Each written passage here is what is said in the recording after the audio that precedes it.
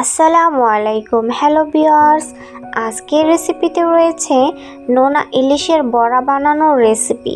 কিভাবে আমরা গ্রামের বাড়িতে খুবই সহজে নোনা ইলিশের বড়া তৈরি করে থাকি সেটাই আপনাদের সাথে শেয়ার করব। আমার শ্বশুর বাজার থেকে একটা নোনা ইলিশ এনেছে, ওইটা দিয়ে আজকে নোনা ইলিশের বড়া তৈরি করব। যারা শুটকি প্রেমী তারাই বলতে পারবেন নোনা ইলিশের বড়া খেতে কতটা মজাদার হয়ে থাকে। তো এখানে দেখতেই পাচ্ছেন একটা বড় নোনা ইলিশ রয়েছে। এই নোনা ইলিশের যে চাকগুলো রয়েছে পিস পিস করা আছে ওইগুলো আমি কেটে নিব। পিসগুলো কেটে 10 মিনিটের মতন পানিতে ভিজিয়ে রাখবো, তাহলে যে লবণগুলো আছে ওইগুলো একদম গলে যাবে এবং খেতে অনেকটা মজাদার লাগবে। তার সাথে বেশি একটা নোনতা কিন্তু লাগবে না। নোনা ইলিশের বড়া তৈরি করার জন্য এইখানে আমি কিছু পরিমাণে শুকনো মরিচ নিয়েছি। শুকনো মরিচগুলোকে এখন শিলপাটায় বেটে নেব। মরিচগুলো আমি বেটে নিয়েছি, দেখতেই পাচ্ছেন। খুব বেশি একটা মিহি করতে হবে না, আদা বাটা করলেই হবে। বড়া তৈরি করার জন্য মরিচ তো বেটেই নিয়েছি, তার সাথে পেঁয়াজ কুচি নিয়েছি। এখন আমার বড়া তৈরি করার জন্য জালি পাতার প্রয়োজন, অথবা আপনারা চাইলে কচু পাতা কিংবা লাউ পাতাও ব্যবহার করতে পারেন। এটা হচ্ছে আমাদের জালি ডাল। আমাদের বাসায় যখন এখন জালি গাছ রয়েছে, তাই এখান থেকে আমি কিছু জালি পাতা সংগ্রহ করে নিব। এটা হচ্ছে জালি কুমড়া, এটাকে বড় করে আমরা এটা দিয়ে মুরব্বা বানিয়ে খাবো।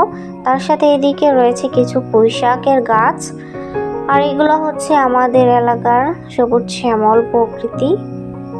তো এইখান থেকে আমি কিছু জালি পাতা সংগ্রহ করে নিব। জালি পাতার যে একদম কড়া পাতা, ওই কড়া পাতাটাই নিতে হবে। বেশি বাড়তি পাতা নিলে কিন্তু পাতাটা সেদ্ধ হবে না এবং খেতেও ভালো লাগবে না। তো আমাদের জালি গাছে অনেকগুলো জালিও ধরে আছে।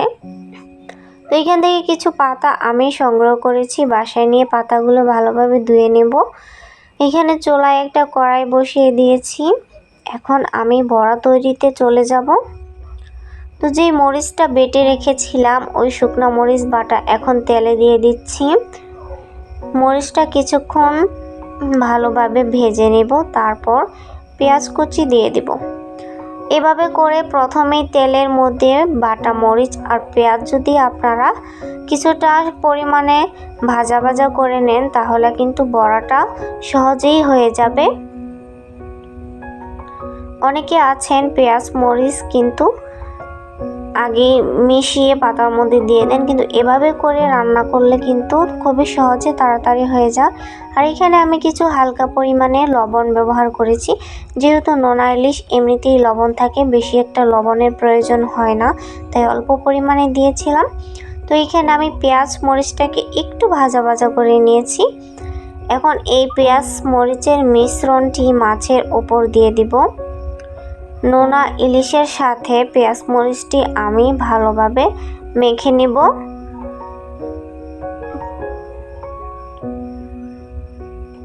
আমি কিন্তু পেঁয়াজ এবং মরিচটি বেশি ভাজা করিনি, জাস্ট একটু তেলে ভেজে নিয়েছি।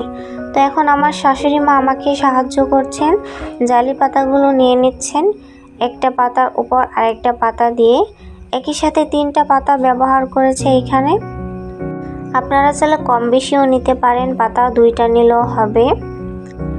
তো প্রথমে এখান থেকে একটু পেঁয়াজ মরিচের মিশ্রণটি মাছের নিচের অংশে দিয়ে দিচ্ছি। এখন উপরে আরেকটু পেঁয়াজ মরিচের মিশ্রণটি দিয়ে দিব। মাছের সাইজ অনুযায়ী পেঁয়াজ মরিচের মিশ্রণটি দিবেন। তো এখন পাতাটাকে চারিদিক দিয়ে ভালোভাবে ভাজ করে নিচ্ছি।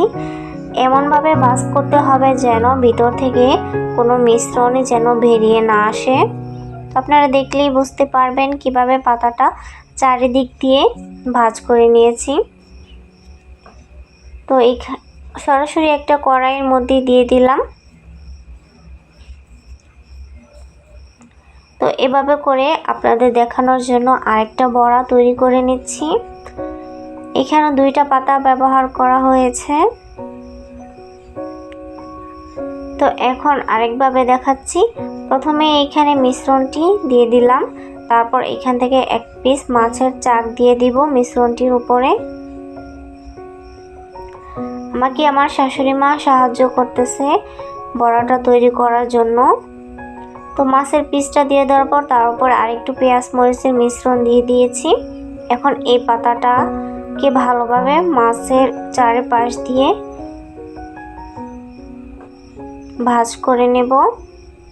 আপনারা দেখলেই বুঝতে পারবেন কিভাবে কি করছি। বিষয়টা কিন্তু খুবই সহজ। তো এভাবে করে বাকি যে মাছগুলো রয়েছে সেগুলোকেও তৈরি করে নিয়েছি। এখানে সবগুলো নোনা ইলিশের বড়া হয়ে গেছে তৈরি করা। এখন চুলায় দিয়ে ভেজে নেব। খুবই অল্প আঁচে ভেজে নিতে হবে। তো নোনা ইলিশের বড়াটা দিয়ে দেওয়ার পর নোনা ইলিশের বড়ার চারিদিক দিয়ে ভালোভাবে পরিমাণ মতন সয়াবিন তেলটা ঘুরিয়ে ঘুরিয়ে দিতে হবে এবং খুবই অল্প আঁচে ভেজে নিতে হবে। তারপর একটা ঢাকনা দিয়ে ঢেকে দিলাম। বেশ কিছুক্ষণ অপেক্ষা করব।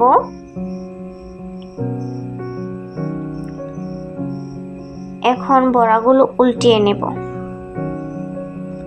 এভাবে করে সবগুলো বড়াই উল্টিয়ে নেব। নিচের দিকটা হালকাভাবে হয়ে এসেছে। এখন আবারও ঢাকনা দিয়ে ঢেকে দিব। বেশ কিছুক্ষণ পর ঢাকনাটা খুলে বড়াগুলো দেখে নেব কেমন হয়েছে। তো দেখতেই পাচ্ছেন বড়াগুলো কিন্তু প্রায় হয়েই এসেছে। তো বড়াগুলো হয়ে গেছে, আমি নামিয়ে নিয়েছি। এভাবে করে নোনা ইলিশের বড়া খুবই সহজে আপনারাও বাসায় তৈরি করে ফেলতে পারেন। গরম ভাতের সাথে নোনা ইলিশের বড়া, তার সাথে রয়েছে লেবু, খুবই মজাদার এবং সুস্বাদু লাগবে। যারা শুটকি প্রেমী তারাই বলতে পারবেন এর মজা কতটুকু। তো আজকের ভিডিওটা ভালো লাগলে অবশ্যই আমার চ্যানেলটা সাবস্ক্রাইব করবেন। সেই সাথে সবাই আমার পাশে থাকবেন, লাইক কমেন্ট এবং শেয়ার করে দিবেন। আজকের ভিডিও এ পর্যন্ত। সবাই ভালো থাকবেন। আল্লাহ হাফেজ।